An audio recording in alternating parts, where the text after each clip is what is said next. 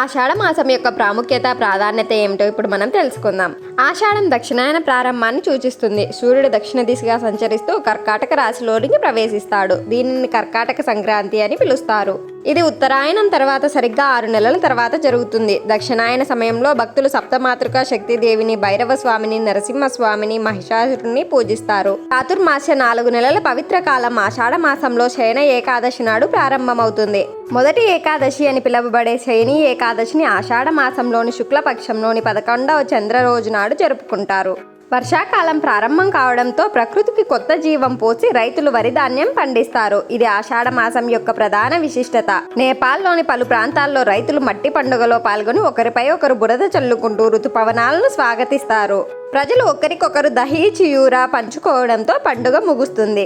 ఇది అశుభకరమైన మాసం అని నమ్ముతారు. వివాహాలు, గృహప్రవేశం వంటి పవిత్రమైన సందర్భాలు నిర్వహించబడవు. కొత్తగా పెళ్లైన జంటలు కలిసి ఉండేందుకు వీలు లేదు. ఆషాఢ మాసంలో గర్భం దాల్చితే ఎండాకాలంలోనే ఆడపిల్ల పుడుతుందని దీని వెనుక శాస్త్రీయ కారణం ఉంది. కాబట్టి వేడి కారణంగా బిడ్డ మరియు తల్లి ఆరోగ్య సమస్యలకు గురవుతారు.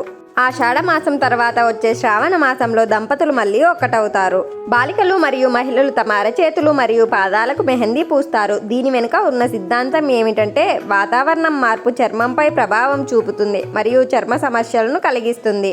మెహందీ యాంటీ బ్యాక్టీరియల్ మరియు యాంటీ ఫంగల్ లక్షణాలను కలిగి ఉంది. ఈ మాసంలో అత్తగారు, కోడలు విడివిడిగా ఉంటే వారి మధ్య సత్సంబంధాలు నెలకొంటాయని మరో నమ్మకం. కోడలు ఆషాఢ మాసంలో తల్లిగారింటికి వెళ్తుంది. గుప్త నవరాత్రులు ఆషాఢ మాసంలో జరుపుకుంటారు. దీనిని ఆషాఢ గుప్త నవరాత్రి అంటారు. ఇది ప్రధానంగా సాధువులు మరియు తాంత్రికులచే శక్తిదేవిని సంతోషపెట్టడానికి తంత్ర సాధన కోసం జరుపుకుంటారు. గురువుల ఆశీస్సులు పొందేందుకు ఆషాఢ మాసం పౌర్ణిమ రోజున గురు పూర్ణిమ జరుపుకుంటారు. కూర్గులో కొడవ క్యాలెండర్లో ఇది కక్కడ నెలగా పిలువబడుతుంది మరియు అత్యంత పవిత్రమైన రోజుగా పరిగణింపబడుతుంది. అటిసొప్పు, కాకడ పాయసం ఈ రోజు తయారు చేసే రుచికరమైన వంటకాలు. ఈ మాసంలో దానం, ధ్యానం రెండూ ముఖ్యమైనవి. ఉప్పు, రాగి, కంచు, మట్టి పాత్రలు, గోధుమలు, బెల్లం, బియ్యం, నువ్వులు దానం చేయడం శుభప్రదంగా భావిస్తారు. మీకు గనక నా వీడియో నచ్చినట్లయితే please do like, share and subscribe to my channel.